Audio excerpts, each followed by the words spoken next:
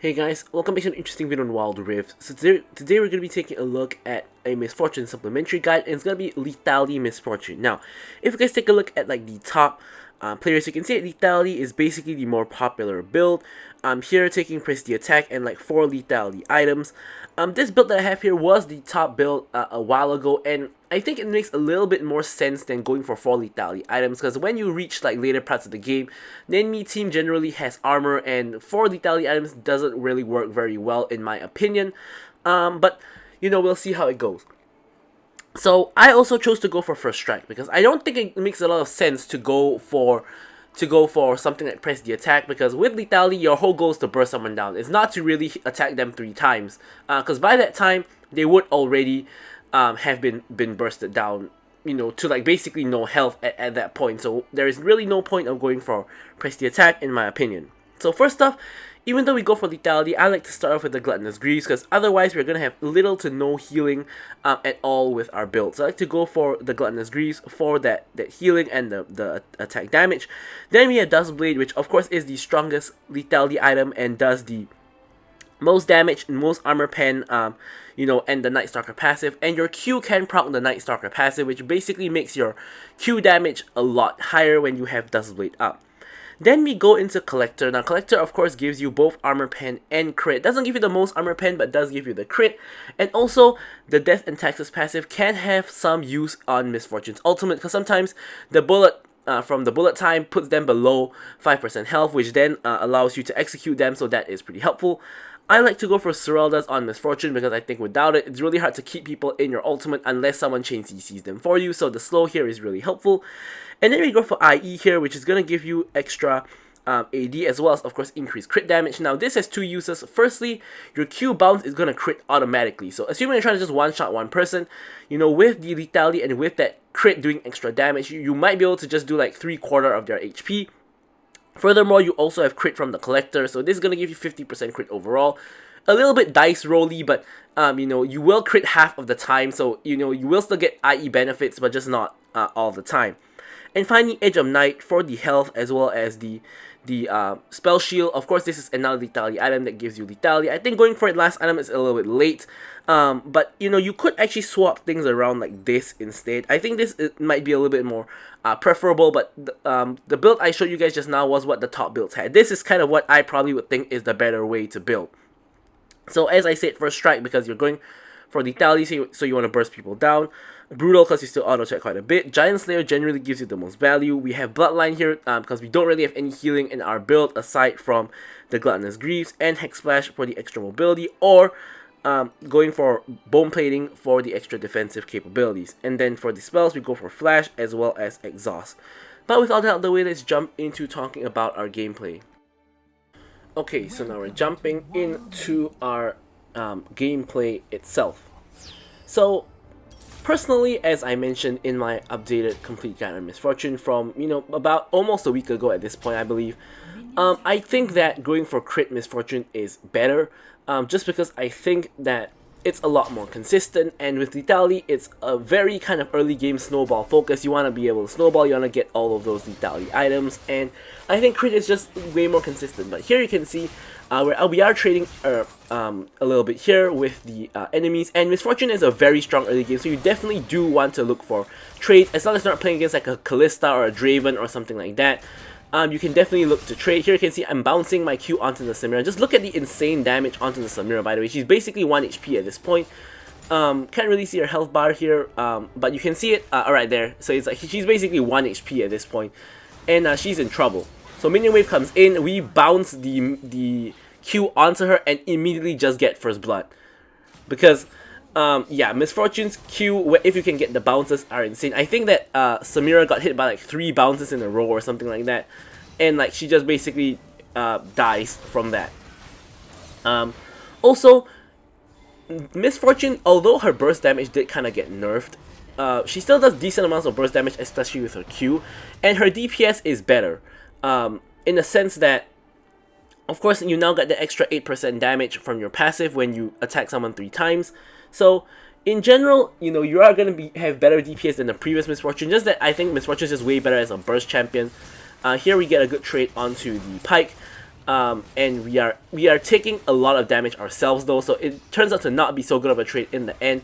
But we still have our fruit here, which we are going to just take, which is going to put us back into a relatively healthy spot. Pyke also heals up because of his passive, so it kind of cancels out the trade that we had there. But here we're just back to the lane. Pyke's just fishing for hooks non-stop as he should. Samira doesn't have the range to really attack me, so we don't really have to be too scared of her. If we ever are able to get attacked by Samira, probably means we did something wrong, because we should always outrange her, and we should always get the first strike on top of her, like this. You can see she takes an insane amount of damage. Has to pop the Blade Whirl to prevent my auto attack from... I don't think it would have killed her, but I think that it would have put her to 1 HP. And if I flash auto after that, I probably could have killed her. So it was definitely the move there. So here's Nautilus full combos me. I'm just gonna flash the wall, get out of here, and yeah. So to be fair, we did see Nautilus on vision, like passing by vision, like about 5 seconds ago. Coming towards his blue side jungle, which is why I wanted to get the ward down to see if it's coming, but turns out he already got positioned in that bush, so that could have been very dangerous if Pyke as well as Samira was in a position to follow up. Thankfully for me, they were not, so Nautilus blows his whole combo on me, and I simply have to blow my flash to get across the wall. Of course, losing flash is never a good thing on Misfortune because you have no dashes or like really poor mobility in general. However, in this particular case, I would take the trade because I probably should have died there. So the fact that I only had to blow my flash and I did not die, you know, I think it's already a huge win. So here, slowly accruing a pretty huge lead against Samira. Samira is still yet to hit level 5. Pyke is missing, might be roaming. There he is actually. But yeah, Samira is taking a bunch of damage from me. And we are not exactly zoning her off the minions, but we're giving her, we're chunking her out really hard. So here they end up going in. Samira is running for the hills. I'm just gonna auto to finish her off. Pyke is now behind us, stacking up my passive on him.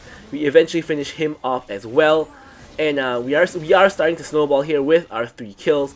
And I think this is really where the lethality build shines a lot, because when you are snowballing, you're gonna do an insane amount of damage with the lethality build. Now, if you're snowballing, I still think you can go for the crit build. The crit build will still, as I said, be very consistent. So whether you're snowballing or whether you are feeding or whatnot, you know, you will still be alright with the crit build regardless. But with the lethality build, I think it really only shines when you're snowballing. I think if you're feeding, it's just not gonna be very good. So here, we really want to reset here. I honestly believe we should have reset a little bit earlier, but Mundo was here like greeting over the plates, and we basically just got mind controlled by him, and yeah, we just followed. So here, unfortunately, I complete my recall right at the point that Pyke hits a hook onto the Nami. So there ends up being a fight here, and it's a 2v2 with Nami Mundo versus Pyke Samira, and Pyke Samira definitely is favored in that fight. So unfortunately, because I completed my recall and they didn't, they do end up dying, which is just a tad unfortunate. I think I was the first person to start channeling recall. I'm not sure about that, but yeah. So now I gotta wait a little bit for my Nami to come back. However, the enemy bot lane has actually backed. Of course, I didn't know that in the game. I only know that now in the replay, because I can see them buying items. I can see, you know, them restoring health and things like that. But yeah, Of course, I didn't know that at the time. So here I'm trying to finish off the first tower of the game. It's like 73 HP, but overcommitting any more is going to lead to me dying, so I can't do that. I'm not sure I Pyke ulted when he's at full health. So here I'm going to get a relatively good channel ulti. Try to flash for the kill onto the MF, but Nami ends up finishing off the kill instead. We do, however, get the Pyke kill instead. So back to the usual of us killing them instead of them killing us. And we are also, as a bonus, going to get the first tower of the game. Despite the fact that the enemy team picked up the Rift Herald. And yeah, getting first tower of the game in bot lane is pretty rare because you have to be winning really hard. Of course, in this case, we have Mundo to help us out with the tower damage and things like that. But yeah, so here we are going to be able to do the objective. We claim the objectives for ourselves, and now we are going to quickly reset and of course get some items.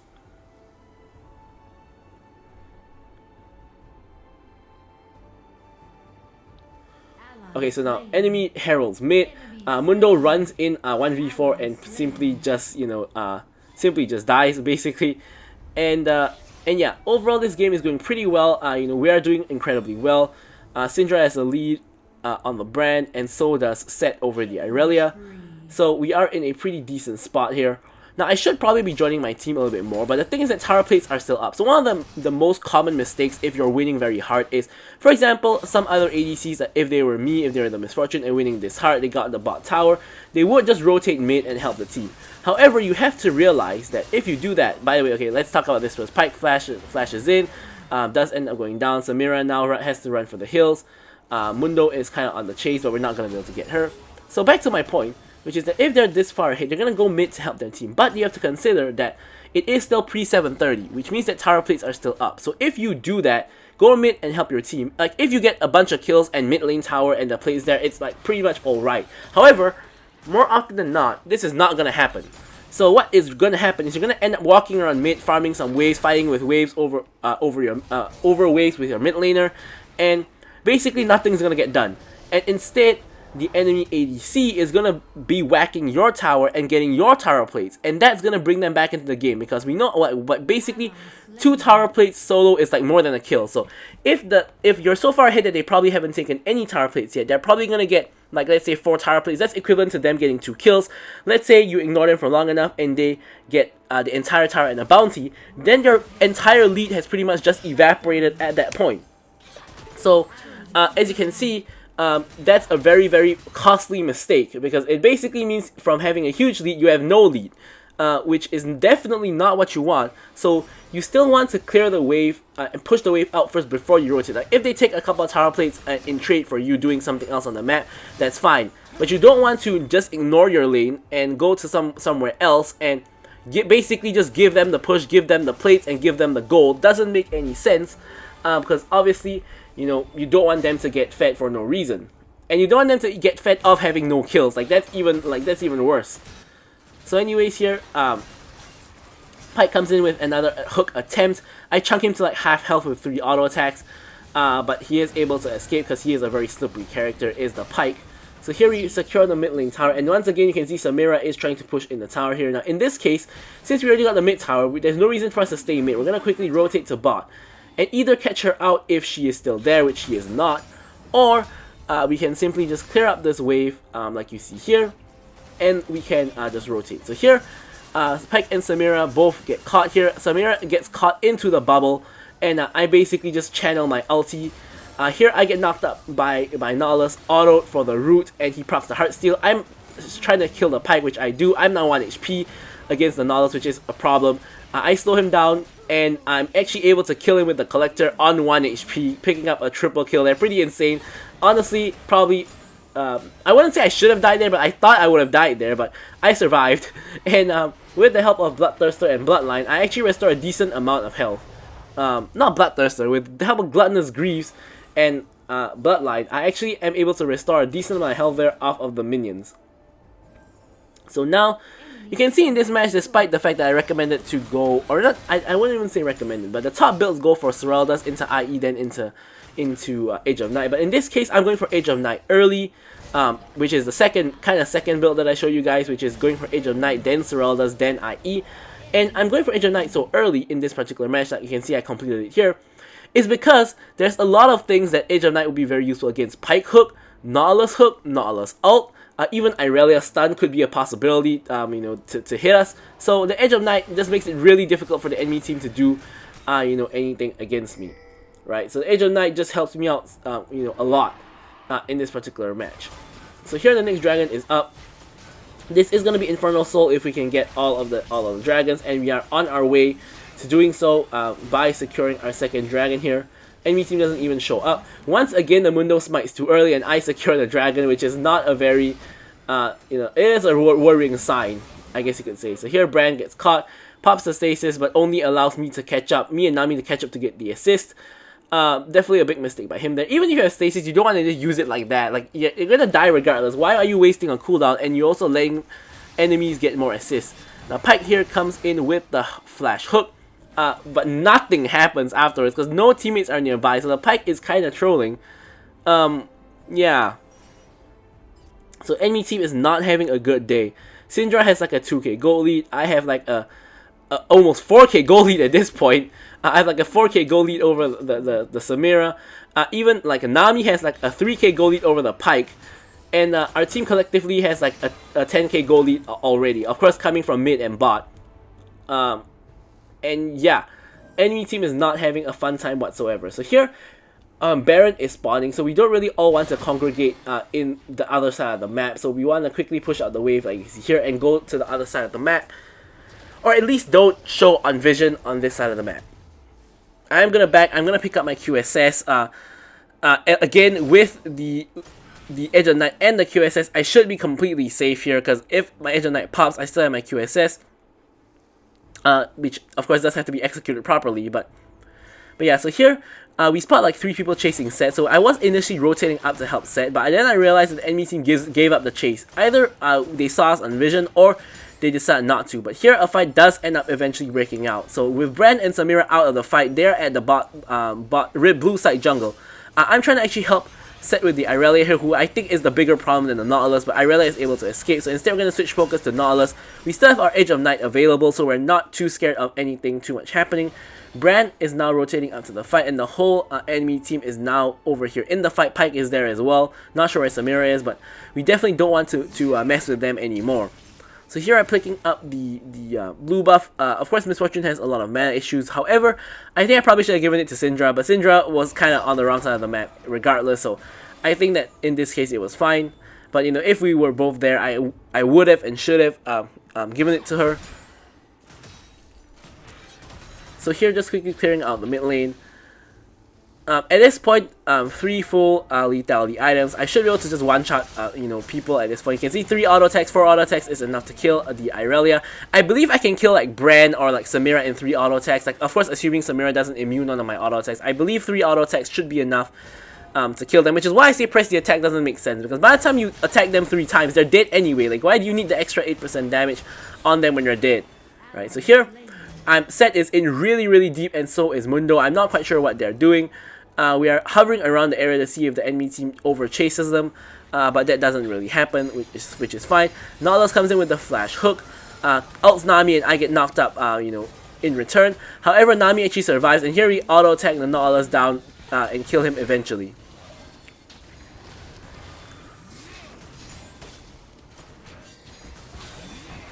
So here Nami wave comes in onto the Brand. I'm just gonna go in, auto him, and he's dead. Here Samira comes in, immediately flashes out, wisely so, because we would have easily just killed her there if she did not. So here we have a minion wave, and we're going for this tower here. However, we ran out of minions, so we're gonna have to now back off. Of course, with the extra movement speed from the W, easily running away, and we can just start channeling recall and go back. So here I get the entire Serelda's Grudge in one buy. Of course, this is going to help out a lot with the slow and just with just getting people caught in my ultimate. But honestly, one thing about Lethality MF is that you're so fat that you never really ever need to ult. Like, you just kind of just need to auto attack and Q, and most people just end up dying. But of course, that's not to say you shouldn't ult. When you find an opportunity, you definitely should.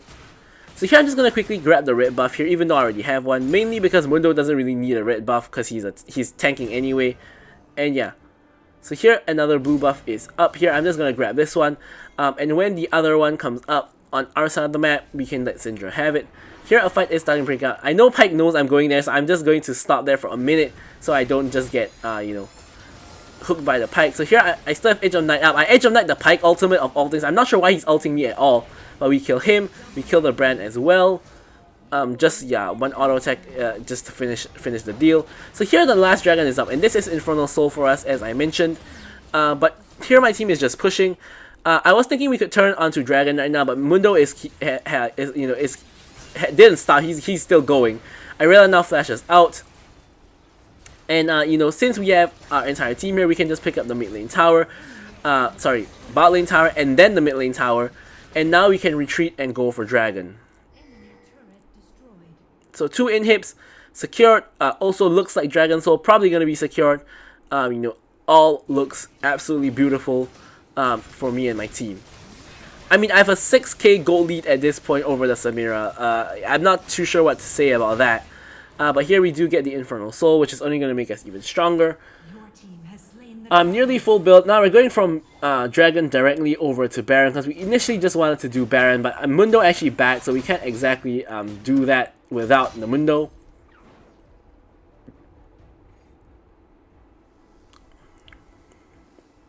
So while waiting, we're going to deal with this huge top wave. Of course, being a little bit careful with our Edge of Night and stuff, because of course, one thing that could happen is you could die on side lane, and that would be pretty tragic. So here I'm trying to ping to do the Baron. Mundo is busy doing the blue buff instead, and I'm trying to start the Baron to force my team to come. But I'm tanking the Baron, and I'm taking a lot of damage from it. Here Mundo finally shows up, Set shows up as well, and we're finally doing the Baron. Decent vision over the wall on the enemy team, so we can see if anyone's coming. Nautilus is on the opposite side of the map, so definitely not going to be a problem. And we eventually do secure the Baron. Now with the Baron, I'm pinging to push the top lane. Set does get the message, and he is pushing the top lane, so since he's already doing that, I'm just going to go and push the mid lane. And the bot lane is pushing as well. Here, 1 auto attack, 2 auto attack, 3 auto attacks is enough to kill the Brand, so I was right. 3 auto attacks will kill the Brand instantly. And yeah, I'm not sure what he was trying to do there. So here we are gonna just quickly try to end the game. I'm not sure where the enemy team is, by the way. Samira finally shows up, but she's not gonna survive. She's gonna die. There she goes. And we do end up finishing off the game. So I'm gonna leave you guys with these stats as usual. Thank you guys so much for watching the video, and goodbye.